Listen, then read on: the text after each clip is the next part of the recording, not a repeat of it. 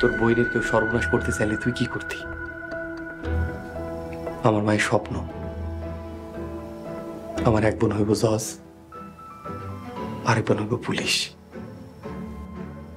আমার মায়ের স্বপ্ন বাঁচাইতে আমার দুই বোনরে তোর ভাইয়ের হাত থেকে রক্ষা করতে আজ আমি পাগলা মাছ হয়েছি। যারা আমার বোনের ক্ষতি করতে আইছে তাকে সবাই আমি মায়েরা ফালাইছি। তুই আমার বোনের ক্ষতি করছস, এরপরেও আমি তোরে মারতেছি না কেন জানোস? কারণ তুই শত্রু হইলে আমার বোনের মতো।